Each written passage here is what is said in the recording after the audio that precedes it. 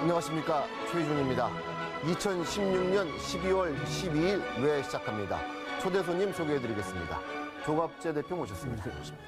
최영두 전 대변인 모셨습니다. 안녕하십니까. 그리고 이준환 교수 모셨습니다. 안녕하십니까. 헌법재판소가 전체 재판관 회의를 열고 본격적인 심리에 이제 돌입했습니다. 뭐 아시는 대로 야권과 이른바 촛불 민심의 압박이 엄청난 상황에서 이 헌법재판소가 언제쯤 어떤 결정을 내릴지 지금 뭐 주목되는데 어떻게 보십니까? 이 시간이 굉장히 오래 걸릴 수밖에 없게 돼 있습니다. 왜냐하면 그 소추장을 보면은 그 탄핵 사유로 열거한 게 많아요. 그렇죠. 그런데 문제는 많은 게 문제가 아니고 이게 사실로서 확정된 게 없고 네. 검찰의 공소장을 그냥 옮겨놓은 거거든요. 그렇죠. 플러스 세월호 사건을 제대로 대응하지 않았다는 게 붙어 있습니다. 네. 자, 그럼 재판을 한다면은 이게 사실을 확정을 해야 돼요. 그렇죠. 그러니까 사실을 확정하는 절차를 거치는 게 얼마나 어렵습니까? 그렇죠. 그러니까 증인들 다 다시 불러야 됩니다. 쉽게 말하면은 재판을 다시 해야 돼요. 재판을 다시 해야 되는데, 예를 들어 2004년 노무현 탄핵 재판 때는 딱 쟁점이 되는 게 3건이었습니다. 그렇죠. 그런데 이 3건 다 사실 확인이 필요 없는 것이었습니다.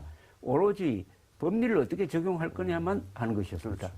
그러니까 이것은 어떻게 보면 6개월로도 지금 훈시 규정인 6개월로도 채우지 못할 정도로 긴 것이라고 생각하는데, 그러나 바깥에서는 빨리 하라 하는 이제 압박이 가해지겠는데, 이게 범죄가 고민하겠죠. 법적 정신을 지킬 것이냐, 정치적 고려를 할 것이냐 하는 것인데, 이것은 어떻게 보면 자업자득이에요. 이 소추장을 쓴 분들이 여러 개를 많이 넣으면은 유리하다고 판단했는지 모르지만은 그게 결국은 자기들한테 부메랑이 되어가지고 이 기간을 연장시키는 쪽으로 나올 것 같아요. 일단 오늘 헌재가 말이죠. 중대 위반 행위만 선별해서 빨리 탄핵 여부를 결정하는 게 어떻겠냐 이런 분위기가 있었는데 네네. 그거는 안 된다. 네, 그랬죠. 그리고 그래서 선별 심리는 안 된다고 못을 박았어요. 네네. 이 얘기는 어떻게 해석을 할 수 있을까요? 그러니까 이제 선별 심의를 이제 이야기한 분들은 그 헌법 위반 사안이 명백하니까 그냥 헌법 위반 사항만 해서 그러니까 몇 개라도 결정 내리자는 위반해서 것인데, 탄핵될 네. 만한 사안이 있으면 그냥 그걸로 빨리 네네. 처리를 하자 이 얘기인데 그게 안 된다고 안 된다는 오늘 거죠. 얘기를 안 했어요. 된다는 거죠. 이게 왜냐하면은 이게 사실은 재판과 같은 겁니다. 탄핵 재판이라고 하거든요. 예. 그 대통령이 헌법을 위반했느냐의 문제를 이제 사실 확정 없이 재판하기 어렵습니다. 그래서 사실은 이런 사안들이 야당도 모르질 않았습니다. 그리고 또 이른바 진보 진영의 법률가들도 네. 사실 그런 걱정 때문에 지금도 이거 상당히 헌재를 압박하지 않으면 마구 늦어질 것이다라는 걱정하는 분들이 진보 진영의 대표적 학자들 중에도 있습니다. 네. 있는데 그래서 지난번에 소추장에도 세월호 문제라든가 이런 것들은 쓰지 말자라는 게 사실 내부적으로 있었는데 그런 그 여론에 밀려서 이렇게 했는데 자, 이게 마찬가지죠. 쭉 소추장이 길게 나왔는데 이게 이제 일종의 재판 절차랑 똑같은 건데 헌법 위반 여부를 따지는 재판이겠지만 그러나 사실관계를 확정하고 사실을 바탕으로 해서 이제 이게 위헌이 아니냐 따지는데 그럼 어느 부분에 대해서는 따지지 않는다. 이렇게 결정을 쓸 수가 없거든요. 어느 그렇죠. 부분은 심리하지 않았다. 어느 부분은 따지지 않았다. 그거는 법적 완결성이 떨어지기 때문에 또 헌법재판관들이 전부 그 참 대단한 법률가들이신데 그렇죠. 그 법률가들 입장에서 이게 그런 일정에 밀릴 문제가 아니라 제기된 모든 쟁점을 이제 꼼꼼히 따지겠다라고 당연히 이야기할 수밖에 그러면 없죠. 최영두 전 대변인도 헌재 이 심판 기간이 예. 상당히 길어질 수 있다 이렇게 보시는 거죠? 예, 이게 사실은 저희 생각이 아니라 야당에서 당초에 그랬기 때문에 야당의 그 문재인 대표라든가 이런 분들이 탄핵 말고 그냥 하야하라.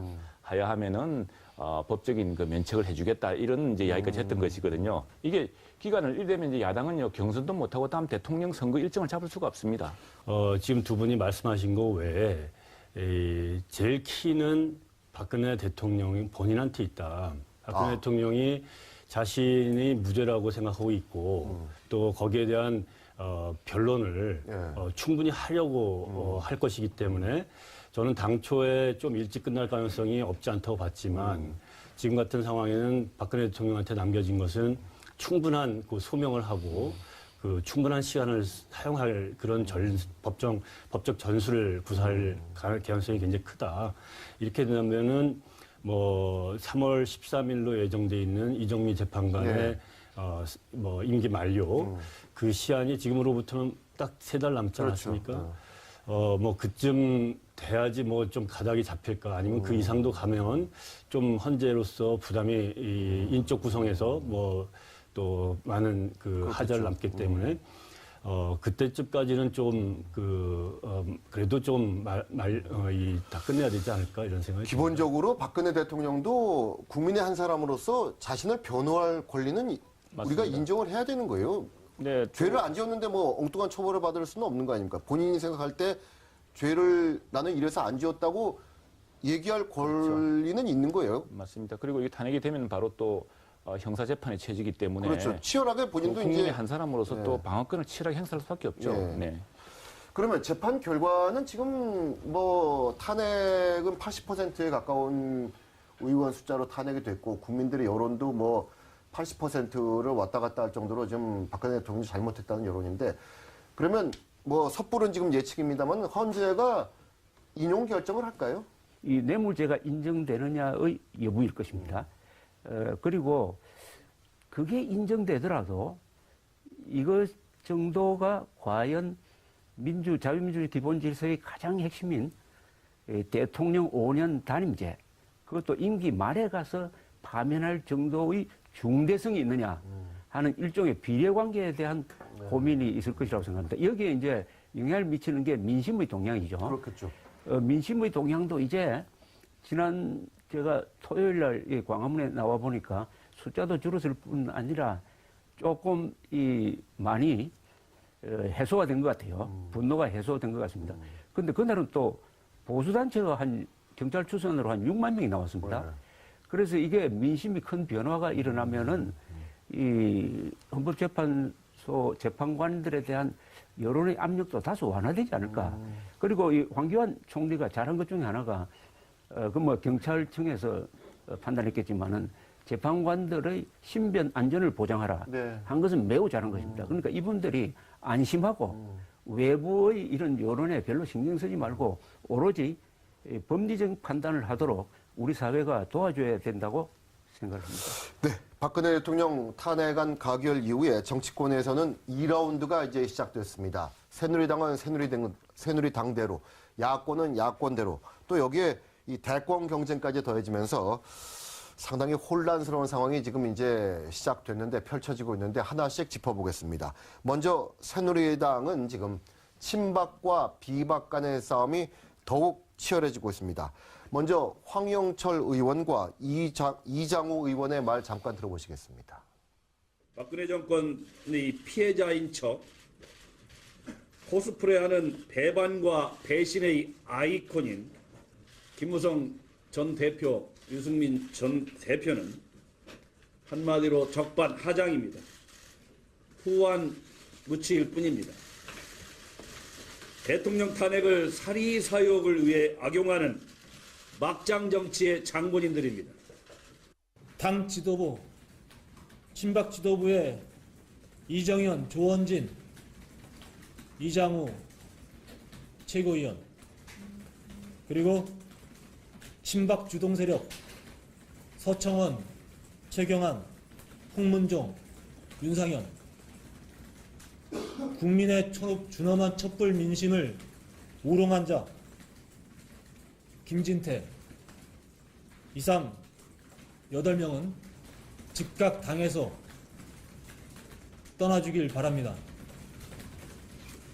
국민들은 이 사람들이 새누리당을 떠날 때 다시 한번 새누리당에 기회가 있을 것이다.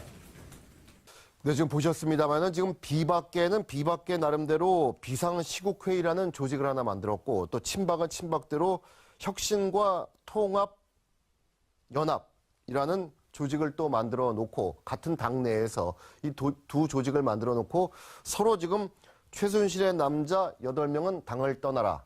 그리고 또 이쪽은 김무성과 유승민은 당을 떠나라. 이러고 있습니다.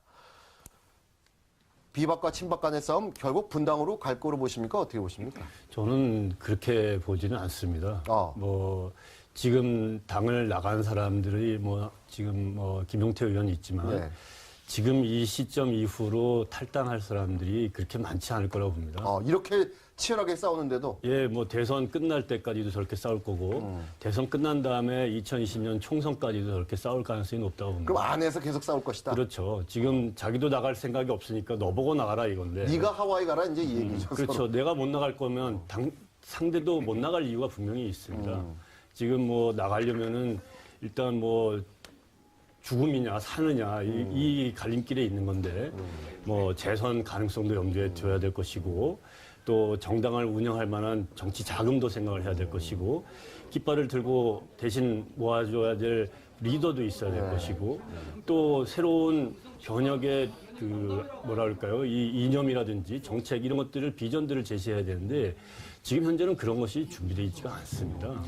그러면 저렇게 안에서 저렇게까지 싸우면서도 같은 당을 유지하는 것은 새누리당으로서는 최악의 경우 아닌가도 싶은데 어떻게 보십니까? 근데 지금 저 새누리당이 사실은 저 3당 합당 이후에 그렇습니다만 그때는 또 민정계, 민주계 이렇게 또 싸웠고. 주로 안에서 주로 싸웠죠, 예, 새누리당. 새누리당이라고 다 같은 새누리당은 아니고 사실은 줄기차게 내분이 있어왔고 갈등이 있었기 때문에 새로운 현상은 아니라고 봅니다. 이게 이제 하나의 주도권 경쟁이라고 보고요.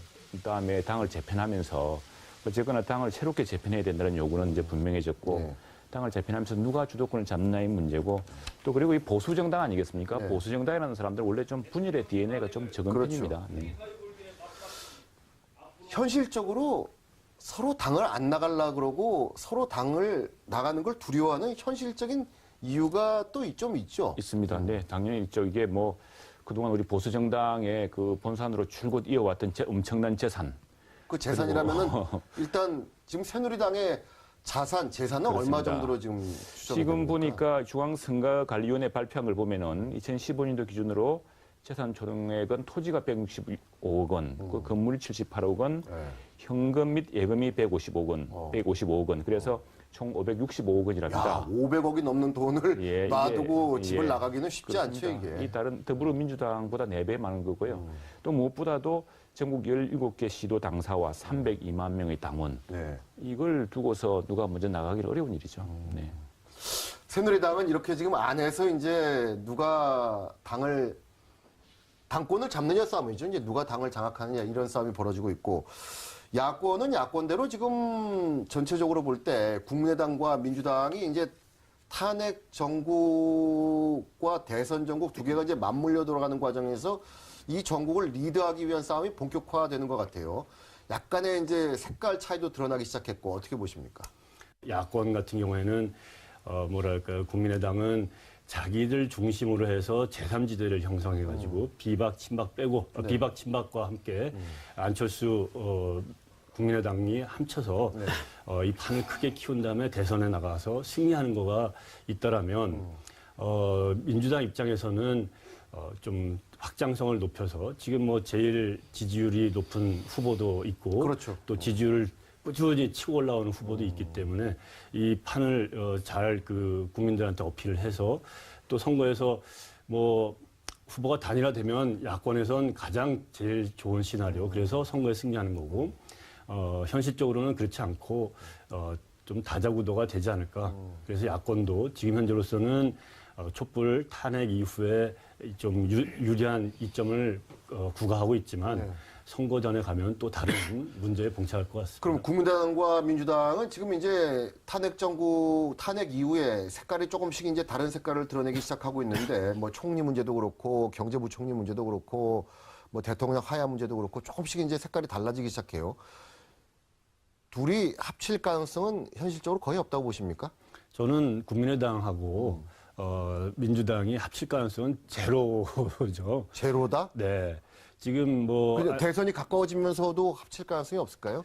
저는 지금 현재 언사로만 봐도 안철수 전 대표 같은 경우에는 비문과 합칠 수 있다고 하는 거지 문재인이 주류인 민주당과 합칠 생각은 한 번도 그러나 교수님도 아시는 대로 우리나라 정치 구도상 대선이 가까워지면서 문재인, 안철수 두 후보가 다 나왔다고 볼 때 이 야권 원로라든지 야권 전체의 그 단일화 압력이 엄청날 것 같은데. 맞습니다. 그래서 만약에 두 후보가 야권에서 동시에 후보로서 선출이 돼가지고 출마할 경우에는 선거가 제일 재미없는 선거가 될 겁니다. 후보 단일화 해라, 안 한다. 왜? 내가 언제까지 해라, 안 한다, 못 한다. 언제까지 못 하겠다. 그것도 하다가 지난번 대선처럼 또 그렇죠. 누구로 중심해라. 왜? 그거 못 받아들인다. 경선 방법이 뭐냐? 못 정하겠다. 이것으로 선거가 진행될 가능성이 커지는 거죠. 사실은 선거가 미래의 비전을 정하고 지금 우리나라가 겪고 있는 경제 위기라든가 네. 또 사회적인 문제 이런 것들을 해결할 수 있는 대안도 제시하고 국민들한테 지지를 획득해야 되는데 그 선거운동 기간에 그것보다는 이런 것이 다 뒷전으로 가고 후보 단일화 문제로만 집중될 가능성이 있기 뭐 때문에 혹자는 2012년 선거가 그 단일화하는 와중에 박근혜 대통령 검증을 제대로 하지 못했다 뭐 이런 얘기까지 할 정도로 지난 2012년 선거는 완전히 뭐 단일화 그거 하다가 이제 날 새는 선거인데 현실적으로 이렇게 되면 말이죠. 반기문 이제 1월 중순에 귀국하는 반기문 유엔 사무총장이 국민의당 가기도 뭐하고 민주당 가기도 더 뭐하고 새누리당이 만약에 이대로 그냥 안에서만 서로 자기들끼리 싸우고 그냥 있는다면은 반기문 사무총장이 그렇다고 새누리당 들어가기도 뭐하고 참 갈 데가 없어지는 상황이 될 수 있는데 차라리 새누리당 비박계가 나와버리면은 그쪽으로 뭐 갈 수도 있는데 어떻게 보십니까? 앞으로 전국을 전망하는데 3대 변수가 있는데 하나는 새누리당이 깨지느냐, 지금 그렇죠. 그대로 가느냐, 네. 그다음에 네. 반기문 씨가 돌아와서 어느 당을 선택을 하느냐, 아니면 자직 기반을 새로 만드느냐. 또 하나는 황교안 국무총리가 이 과도 관리 기간에 리더십을 보여주면은 또 새로운 이 후보로 오를 수가 있다고 생각합니다. 왜냐하면은 새누리당 쪽이 워낙 이제 무주공산이 되었으므로. 네. 그런데 문제는 지금 새누리당의 일종의 작태인데 이것은 역대 정당 사상 최악이라고 생각합니다. 아까 서로 요구하는 걸 보셨지만은 그 언사가 말이죠. 그 용어 자체가 완전히 적대적이지 않습니까? 그래서 사람들이 아마 이 노선 차이로 싸우는 것은 그것은 정당은 당연한 겁니다. 그러나 이거는 붕당 수준이에요. 네. 패거리 수준입니다. 그래서 여기서 과연 새누리당이 어떤 공통분모를 만들어낼 수 있을 것이냐. 그것은 두 가지라고 생각하는데 대선 후보 한 사람을 중심으로 뭉치는 거. 그다음에 계열을 중심으로 뭉치는 것이 있다고 생각합니다. 그런데 이제 반기문 씨는 자기의 이 위치 매김을 할 수 있는데 유리한 조건 하나 있어요. 그건 아웃사이더란 사실이죠. 아웃사이더고 이렇게 아주 어떻게 보면은 이 아수라장 같은 한국 정치판에 몸을 담지 않았다.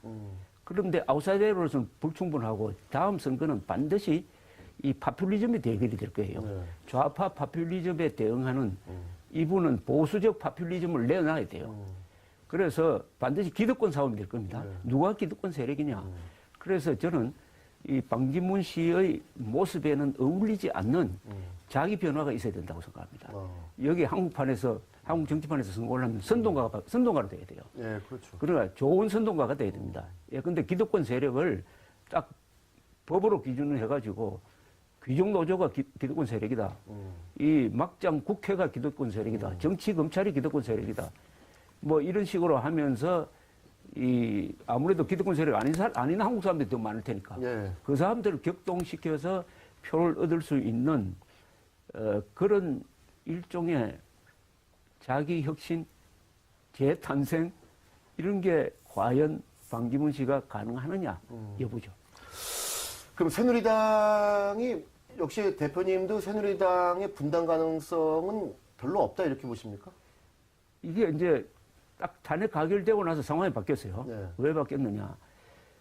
비박이라는 분들은 국민들의 여러와 같은 지지를 받아서 박근혜 대통령을 몰아내는 방향으로 갔다라고 했는데 주말에 상황이 상당히 여론이 바뀌었습니다.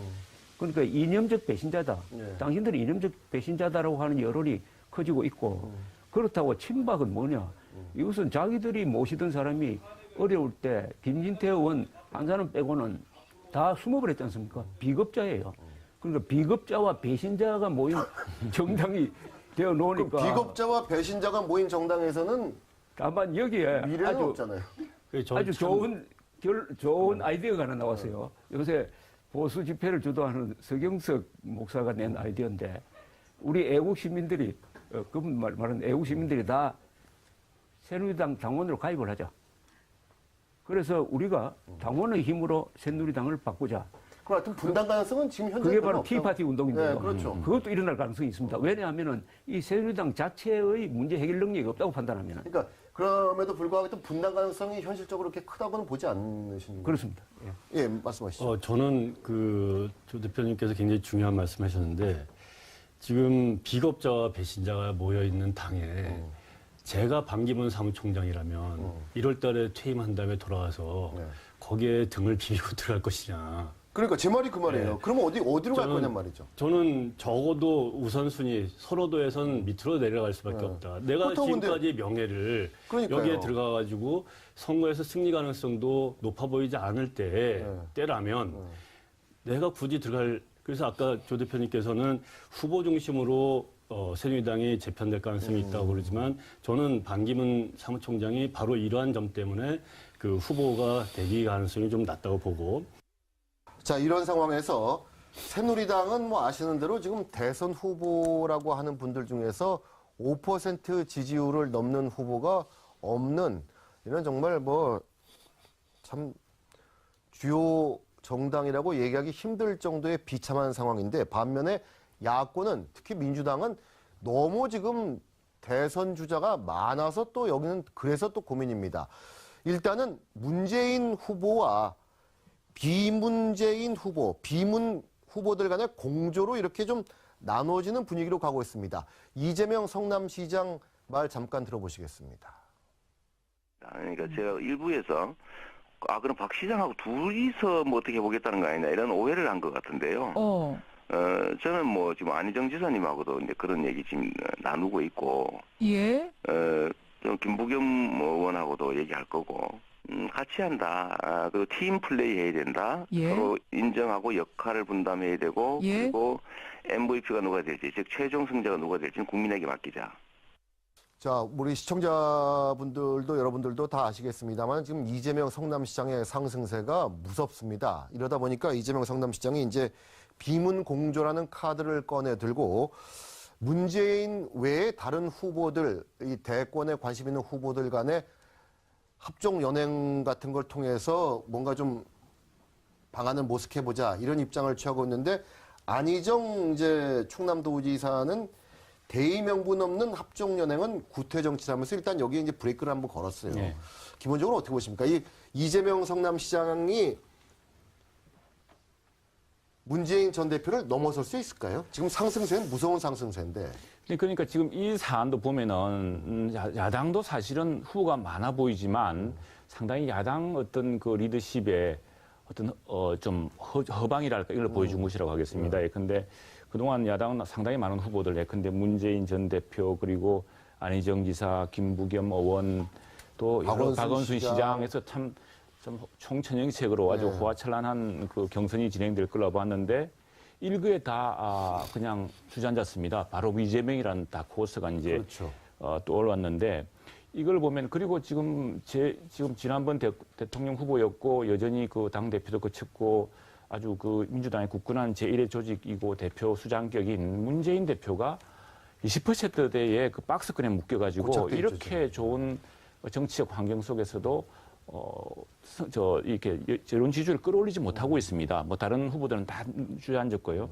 여기에 이제 유일하게 이재명 시장이 사실은 너무 다크호스여서 사람들이 이게 뭐 어떤 분인지 뭐 잘 몰라요. 또 막상 경선이 진행되면 어떤 일이 있을지 알 수가 없고. 그래서 역시 이거 역시도 민주당 내부도 사실 겉에서 보기에는 굉장히 많은 후보가 치열한 각축을 벌이는 것 같지만 민주당 역시도 이 스스로의 그 구동력으로 이 대선을 치러갈 만한 강력한 주자가 어느 측면에서 좀 결여됐기 때문에 이런 그 이재명 현상이 나타난 거 아닌가 이렇게 그러니까 문재인 전 대표가 강력한 힘을 못 보여주는 상황에서 그 빈틈을 이제 이 탄핵 정국에서 이재명 전 시장이 이재명 현 시장 성남시장이 비집고 들어와서 이제 거의 두 분의 지지율이 비슷한 상황까지 갔는데 이제 그러나 상당수의 뭐 정치권에 있는 분들의 이재명 성남시장이 지금 이 당내 경선 과정에서 문재인 전 대표를 누르고 올랐을 가능성은 현실적으로 거의 없는 거 아니냐 이렇게 보고 있는데 교수님 생각은 어떠십니까? 저는 예측이 좀 불허하다고 봅니다. 아, 그럴 수도 있다고 보세요? 네, 아니 뭐 그럴 수도 있건 없건 그걸 떠나서 예측이 좀 어렵다고 봅니다. 왜냐하면 고백하지 않을 수가 없는데 저는 선거 예측을 지금 2014년 7월 달 그 국회의원 재보궐선거 한번 맞춘 다음부터는 브렉시트도 틀렸고 트럼프가 선거 이기고 예측을 또 계속 틀리고 있어. 그런 거라 지금 어떻게 모르겠지만 그런 경험을 이렇게 되살려 보면 어떤 것도 일어날 수 있다. 특히 민주당에는 지금 같은 경우에는 힐러리와 트럼프가 동시에 있는 당이 됐다. 네. 뭐 당사자들은 나는 힐러리도 아니고 나는 트럼프가 아닌 샌더스라고 할 수도 있겠지만 어쨌든 지금 현재로서는 트럼프가 있고 힐러리가 있단 말이에요. 그러니까 힐러리는 말하자면 문재인 전 대표고 트럼프는 이재명 시장이다 이렇게 예, 대입을 저는 이제 시키는 건가요? 본인들은 다 그렇지 않다고 할 텐데. 뭐 그렇게 볼 수 있죠. 예. 문재인 전 대표는 지난번에 출마했던 분이고 아니고 힐러리 뭐 그렇게 볼 수 있겠네요. 그리고 트럼프는 1%부터 시작을 해가지고 그렇게 볼 수 결국은 있겠네요. 이제 본선까지 이겼는데 지금 현재 이 두 사람 또는 그 외 후보들이 합정 연행도 할 것이고 또 치열한 그 노선 싸움도 할 거고 또 성명석 싸움도 할 거고 이런 과정을 거치면서 누가 저 경선에서 승리자가 될지 또 본선에는 또 어떤 결과를 낼지 이것은 지금 저로서는 예측 불가라고 봅니다. 가능성이 열려 있습니다. 이런 상황에서 문재인 전 대표는 지금 좀 마음이 급하기도 한 것 같은데 사회개혁기구를 구성하자면서 6대 청산 과제를 제시했습니다. 화면 좀 보여주시면은 지금 나오는 저런 6대 청산 과제까지 제시했는데 문재인 전 대표의 이런 지금 화두를 지금 이제 6대 청산 과제라는 화두를 이제 또 던진 건데 어떻게 보십니까? 쭉 보시면은 몰수, 청산, 개조, 개혁, 규명 상당히 좀 그 단어들이 뭐 지금 전국이 그렇긴 그렇습니다만 단어들이 상당히 그 좀 혁명적인 단어들이에요. 이거 사실은 혁명 공약이죠. 아, 혁명 공약이다. 공약이죠. 5.16 혁명 공약도 아마 이렇게 강한 표현을 몇 번 쓰지 않았는데 이게 그러니까 이번 저도 이 토론회에서 몇 번 나왔습니다만은 이번 사태에서 가장 큰 피해자는 문재인 씨가 될지 모른다 하는 그런 이야기를 했는데요. 결과적으로 맞아 들어가고 있어요. 여기서 지도자다운 모습을 보이지 않고 가장 과격한 노선을 지금 가고 있는데 물론 우리는 압니다. 그것을 뒷받침하는 것은 이분의 세계관이죠. 계급 투쟁론적인 생각을 가진 사람들의 자연스러운 표현인데 이게 맞지 않는 게 지금 국민들이 우리가 지금 혁명할 준비가 되어 있는 국민들이 아니에요. 혁명할 준비가 되어 있는 나라는 어디 뭐 필리핀이나 파키스탄 같으면 몰라도 근데 이 현실에 맞지 않는 이야기를 하는데 우리 문재인 씨를 이야기할 때 자꾸 잊어버리는 게 하나 있습니다. 저분이 통합진보당과 제휴하려고 했고 통합진보당의 해산에 반대했던 사람입니다. 그런 분이 저런 이야기를 하는데 요새 저 시위장에 나가보면 말이죠. 이런 이야기를 많이 합니다. 전번에 토요일 날 가서 하나 얻은 습득물인데 탄핵은 시작이다. 박근혜를 구속하자. 그렇죠. 그런 말 많이 하죠. 이게 많이 나오죠. 그런데 이게 민중연합당입니다. 여기서 박근혜 적폐청산 10대 과제를 쭉 썼는데 이것하고 지금 문재인 씨가 내건 6대 청산 과제하고 비슷해요. 비슷하니까. 뭐 내용은 비슷하겠죠. 비슷한데. 그런데 저분은 무슨 말을 하든지 그게 실천 가능한 이야기라 해야 됩니다. 그죠? 다른 사람이 아니에요. 3, 4%의 지지율을 가진 사람이 이야기할 때는 그게 제1야당의 구호가 되면 안 돼요. 선동과 구호가 되면 안 됩니다. 저 사람은 국정 집행자로서의 소양을 보여줘야 됩니다. 그런데 특히 이 청산과 몰수라는 말은 이것은 혁명 쿠데타 아니면 절대로 한국에서 일어나서는 안 될 일입니다. 그래서 저는 문재인 후보가 과연 저런 이야기를 하는데 저게 본인의 이야기인지 아니면은 누가 뒤에서 시나리오를 써주는 건지 좀 이해가 안 돼요. 요즘 전체적으로 저 개인적으로도 문재인 전 대표의 말을 이렇게 보면은 초법적인 비상대권을 본인이 가지고 있는 것 같은 말과 행동이다 하는 느낌이 들 때가 꽤 있어요. 어떻게 보십니까? 네, 그렇죠. 이게 지금 사실은 지금 1야당, 특히 대통령 후보 1순위인 분이고, 지난번 대선 후보기도 했고, 네. 또 청와대 비서실장까지 했던 분이 지금 저런 운동단체 구호 같은 그런 말씀을 하시면 안 되죠. 좀 더 구체적인 정강 정책으로 또 정말 개혁을 위해서는 어떤 절차를 어떻게 진행하겠다는 아주 구체적인 플랜을 말씀하셔야지 그냥 그걸 구호처럼 해버리면 우리 시청의 그 광장에서 외치는 일반 시민이랑 뭐가 다르겠습니까? 그 시민들이 바라는 것은 간절한 어떤 개혁과 이런 과제들을 정치를 통해 실제로 해결해 달라는 것이거든요. 저는 조금 이제 여러 가지 생각이 드는데 조 대표님께서 이제 실천 가능한 말을 해야 된다. 책임 있는 야당의 제일 후보로서 전 대표이기도 하고. 근데 뭐 여당의 현 당대표가 탄핵되면 장치지겠다라는 말도 하는 실정 아니겠습니까? 그런 문제는 다 가지고 있을 수 있다고 보는데 저는 지금 6개 그 청산 과제 사실 전두환 재산 몰수 이번 그렇죠. 통과시키지 않았습니까? 유병헌법도 해가지고 특별법 만들어가지고 회수하려고 하는 중이고 또 이런 것들은 내용을 보면 지금 그 현재 탄핵과 관련돼서 비리와 부패가 많았기 때문에 거기에 그 불법으로 최태민 일가가 형성했었던 거를 한번 좀 살펴보자라고 하는 이유인 것 같고요. 그리고 공권력이 공과 사를 사실 경계를 허물었지 않습니까? 예. 이런 문제라든지 지금 언론 얘기는 저가 정확하게 모르겠지만 제가 며칠 전에 프리덤 하우스라고 하는 미국의 이제 공신력 있는 객관적인 그 매체가 있는데 1974년서부터 각국의 세계 각국의 자유 수준이라든지 또 2000년대 언론의 자유 수준을 보면 2014년부터 자유가 후퇴하고 그런 지적이 권리가, 있죠. 그런 것들이 아마 이런 데서 충분히 이런 것을 이걸 하자라고 제안한 거고 이것들은 저는 또 문제가 있다고 봅니다. 이거는 사실은 국회의 과제들입니다. 어떤 사회 개혁 기구를 만들어서 할 수 있는 문제들이 아니라 국회 내부에서 얘기를 해가지고 이게 어떠한 식으로 구체적으로 법으로 어떻게 할 것인지 또 사법부가 어떻게 해서 이걸 처리할 것인지 이것들을 구체적으로 국회에서 얘기할 것을 이런 절차라든지 또 어떤 지금 선거에서 제일 유리한 그 상황에서 좀 돌발적인 얘기들 하니까 그런 뜻마저도 좀 빛을 발하는 것 아닌가 생각합니다. 사실 문재인 지금 지적하신 대로 문재인 전 대표가 이게 국회에서 해결해야 되고 여야정 협의체가 이제 뭐 만들어진다 그러니까 거기서 해결해야 될 건데 문재인 전 대표는 이걸 사회개혁기구라는 것 같은 혁명 상황에서 만들어질 수 있는 사회개혁기구라는 이런 기구를 만들어서 여기서 이런 걸 논의해가자 이렇게 얘기를 해서 오히려 그 부분이 사실 뭐 지금 교수님 얘기하신 대로 내용 자체는 이 지금 최순실 정국에서 할 수 있는 얘기다 이렇게 볼 수도 있는데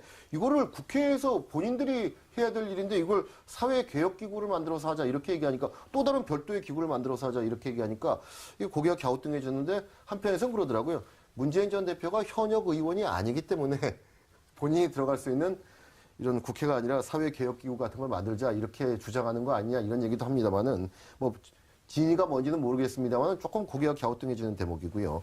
또 김재동 씨가 이번에는 촛불시민의회 대표단을 선출하자 이렇게 주장했다가 이게 다시 이제 무산됐는데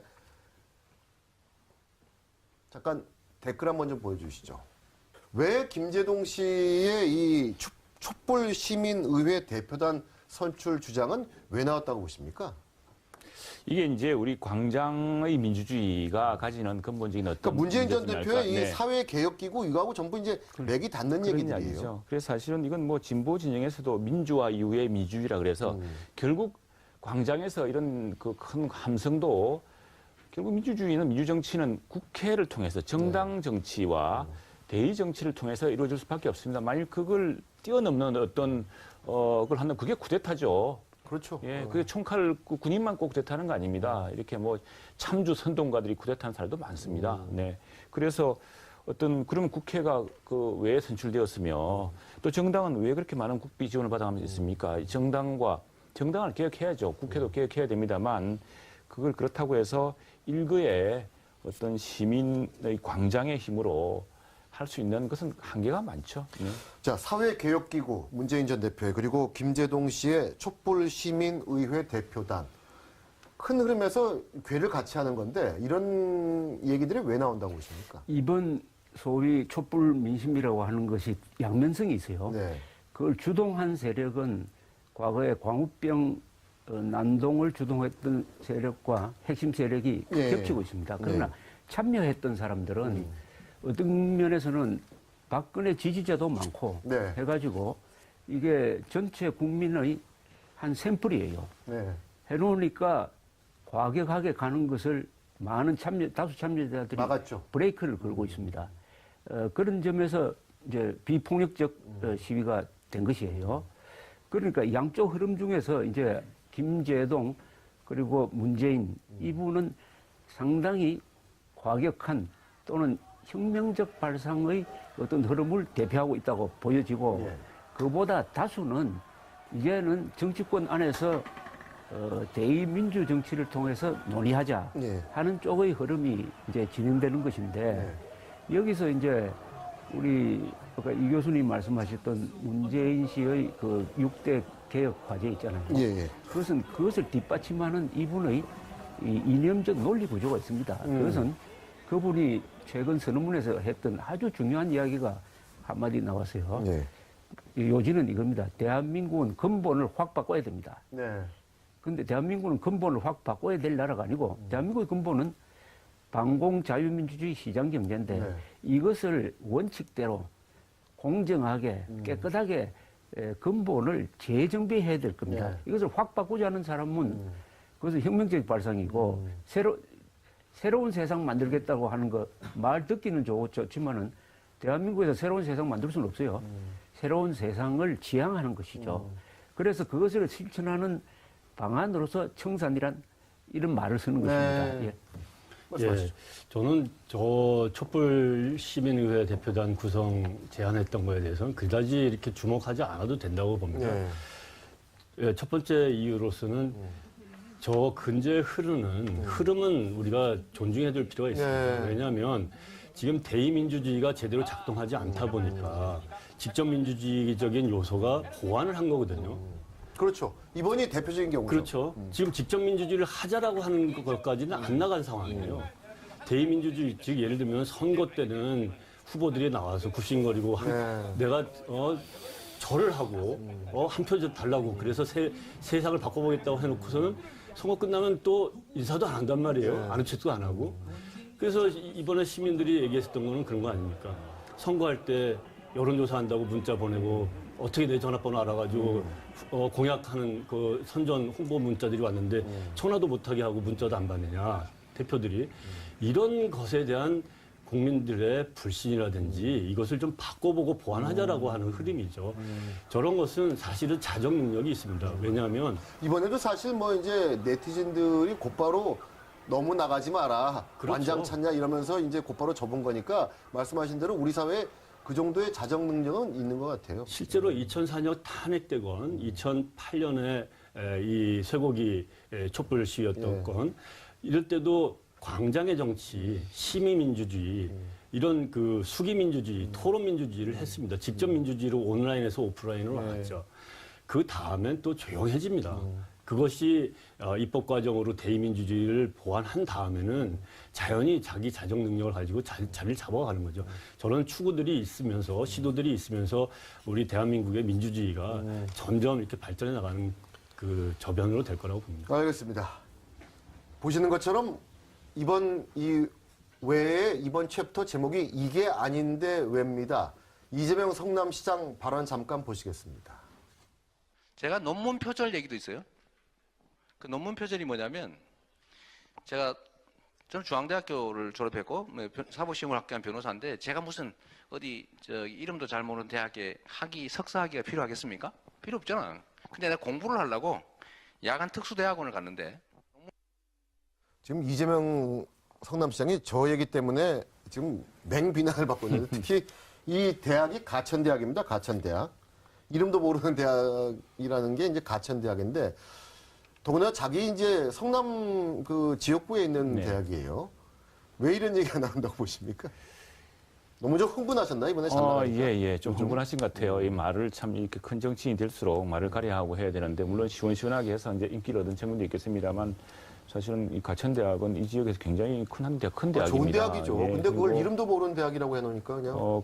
아니면은 사실 쟁점을 이렇게 피하면 안 되죠. 그 표절 논란이 있으면은, 내 특수대학원 다녔는데, 거기는 뭐 논문을 이렇게 요구하는 대학이 아니라든가, 그 논문이 내가 무슨, 학위가 부족한 사람이 아니잖아요. 이렇게 하게 하면 되지. 그걸 뭔 이름도 없는 대학에서, 그 대학에서 뭐 준다고 이렇게 사정사정해서 준 것도 아니지 않습니까? 그런데 필요하니까 대학 그 석사학위 받아놓고 또 그 과정에서 그럴 수가 있죠. 이전에는 사실 뭐 특수대학원 가면서 들어들 이 인용이라든가, 그렇죠. 예, 정확한 걸 안 해서 이제 이거 시비를 붙이면은 요즘은 또 그런 기계까지 나와서 프로그램 돌리면은 이 바로 표절이 나오거든요. 그래서 그 논란을 정면으로 대응해서 그 표절 시비 있는 것은 부분적으로 제 실수도 있지만 좀 과도한 해석이다라든가 이렇게 해서 넘어갈 문제를 너무 지나치게 어느 대학을 완전히 그냥 이렇게 비난하면서 사태를 악화시킨 것 같습니다. 대학의 교수님 입장에서 어떠세요? 표절 문제는 굉장히 중요하고 심각한 문제죠. 이재명 시장 같은 경우에는 저걸 가벼이 볼 수가 없는 일입니다. 그리고 이 교훈을 찾아야 됩니다. 지금 누구도 이재명 시장이 말로 지금 성공해 나간 상황이고, 그렇죠. 말로 성공하다가 말로 또 실패를 하고 좌절 겪을 수가 있습니다. 큰 반대를 살 것입니다. 지금 이 상황에서 정말 큰 교훈을 찾고 성찰을 해나서 자기가 변해 나간다면 국민의 지지가 따를 테지만, 그런 데서 교훈을 못 찾고 또 자기 합리화를 하고 또 다른 또 해명, 그러면 또 다른 거짓말을 낳게 됐고, 그런다면 큰 정치인으로 성장하지 못하는 거죠. 이런 것을 좋은 계기로 삼아야 될 거라고 봅니다. 또 하나 지금 이게 아닌데 하고 우리 눈살을 찌푸리는 것 중에 하나가 우병우 전 민정수석이 지금 대한민국에 있긴 있는 것 같은데 어디 있는지 지금 행방을 찾을 수가 없습니다. 이 현상금까지 이 직전에 민정수석이 지금 현상금까지 걸렸는데 이게 참 이거는 좀 이해하기 힘든 거 아닌가요? 어떻게 보십니까? 이건 정말 이 박근혜 대통령한테 먹칠을 하는 겁니다. 네. 안 그래도 지금 어려운 박근혜 대통령 글쎄 말이에요. 어떻게 이런 사람을 민정수석으로 쓰면서 감쌌느냐 하는 것을 생각을 하면은 박근혜 대통령이 좀 불쌍해요. 네. 그리고 저는 계속 주장하는 게 민정수석에는 절대로입니다. 저는 절대로 검사를 인정하면 안 출신 됩니다. 된다. 그러면은 안 그래도 우리나라에 이 비선출직으로서 두 권력이 있는 거 아닙니까? 검찰과 언론 아닙니까? 이 검찰과 언론이 서로 견제를 해야 됩니다. 만약 요사이처럼 이렇게 서로 격려하면서 견제를 포기하면 완전히 이건 지옥이 되는 겁니다. 그런데 이거 박근혜 대통령이 잘못한 일 중에 하나가 검찰권을 남용한 게 많아요. 예. 그 핵심에 저는 우병우 수석이 있다고 보는데 이번에 국정조사할 때 김기춘 실장은 그 아픈 몸을 이끌고 나왔지 않습니까? 그렇죠. 그러면서 그분이 그런 이야기를 했잖아요. 나도 나왔는데 왜 어디 갔느냐는 그런 취지로 이야기를 했는데 이것은 공직자로서 그리고 한 인간으로서 이렇게 하면은 본인만 아니라 이분을 중용했던 기구와 사람한테 얼마나 큰 욕이 되는지 제발 빨리 나와가지고 당당하게 자기 이야기를 하면 될 거 아닙니까? 누가 뭐 문맥 때립니까? 저도 이게 전 민정수석까지 대한민국의 뭐 넘버 1, 2, 3, 뭐 4 파워면으로 볼 때 이런 분이 지금 이렇게 온 가족이 도망 다닌다는 거는 있을 수 좀 없는 이해하기 힘들어요. 있을 수 없는 한 인간으로서 특히나 우리 사회의 스스로 이제 지도층으로 자처하고 또 스스로 큰 책임을 진 사람으로서 이렇게 하면 안 되죠. 나와서 당당하게 자신이 억울한 점이 있으면 억울하다는 점을 분명히 밝히고 네. 또 우리 사법이 얼마나 또 절차가 잘 보장되어 있습니까? 네. 그렇게 해서 밝혀야죠. 이렇게 도망 다니면은 정말 전체 욕먹이는 겁니다. 글쎄요. 알겠습니다. 이제 헌법재판소에 가서 촛불을 켜자는 말이 또 자주 들립니다. 이 촛불 민심으로 입법부인 국회가 행정부의 수장인 대통령을 탄핵했습니다. 물론 민심은 천심이라고 하지만은 입법부와 행정부에 이어 사법부까지 촛불 민심에 지배당하는 것은 좀 문제가 있지 않나 생각됩니다. 최소한 사법부에서는 냉철한 법의 지배가 지켜졌으면 합니다. 법에 따라서 죄가 있으면 거기에 합당한 처벌을 해야 할 것입니다. 오늘 외는 여기까지 하겠습니다. 오늘 세 분 말씀 잘 들었습니다. 고맙습니다.